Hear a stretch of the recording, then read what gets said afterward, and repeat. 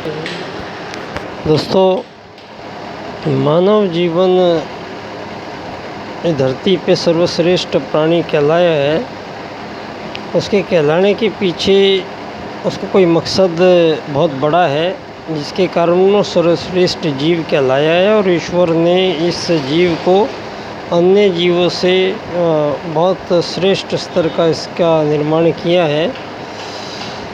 तो ये इतने हजारों लाखों करोड़ों सालों से मानव का अस्तित्व धरती पे है। वो यहाँ जन्म लेता है, एक बार रहता है, फिर मर जाता है। ये सब के सब कॉमन एक फैक्टर है।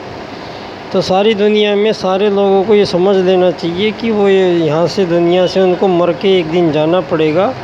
तो वो यहाँ रह रहे हैं, तो रहने के दौरान आपको यहाँ करना क्या है, ये धरती पे मानव का काम क्या था। सर्वश्रेष्ठ जीव होने का मतलब ये था कि पूरे ब्रह्मांड से उसका लिंक है। तो ये रोटी कपड़ा और मकान में उलझाने की क्या ज़रूरत थी उसको। आपने हजारों सालों से उसको अमीर गरीब मालिक नौकर बना के ये जो रोजी रोटी कपड़ा और मकान जर जोरू और ज़मीन, इन चीज़ों से बाहर निकलने नहीं दिया आपने कभी मानवता को। और मानवीयता ख़त्म होती चली गई और दानवीयता हावी होती चली गई। मूल ज्ञान जो था हमारा, वो सारा वेद ज्ञान का आपने वो तोड़ मरोड़ के उसका अतिक्रमण कर दिया।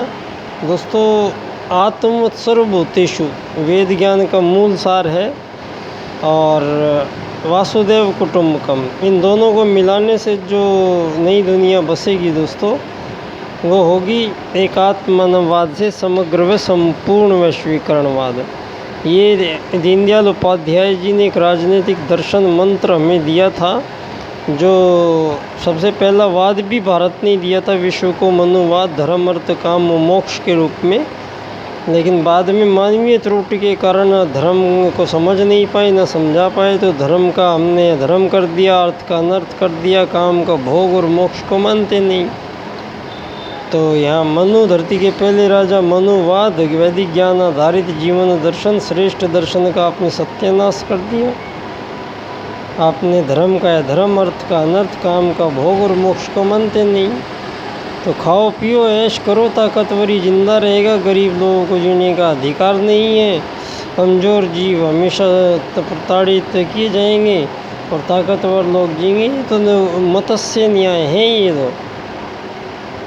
ये जंगल का कानून है। यहाँ मानव सर्वश्रेष्ठ जीव धरती बसा के बैठा है, तो सर्वश्रेष्ठ होने का उसको अब आगे परिचय देना पड़ेगा।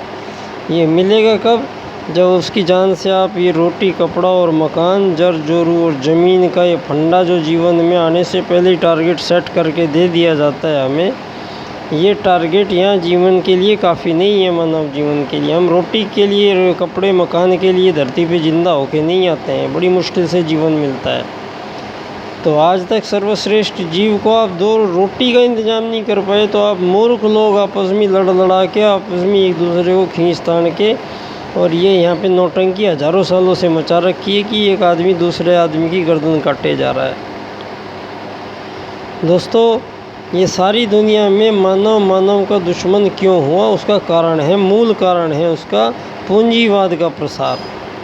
इस पूंजीवाद ने छोट बड़ाई, ऊंच नीच, ये अमीर गरीब मालिक नौकर के जो ये फंडे हैं, ये धन आधारित व्यवस्थाओं से बने, जिसको पूंजीवाद कहते हैं। और इस पूंजीवाद से एक अंतहीन लड़ाई है, जिसका कोई छोर नहीं है। जब तक हजारों साल हो गए हैं, हजारों साल हो जाएंगे, तो कोई रिजल्ट नहीं निकलेगा। कभी भी मानव यहाँ सुखी नहीं रह पाएगा।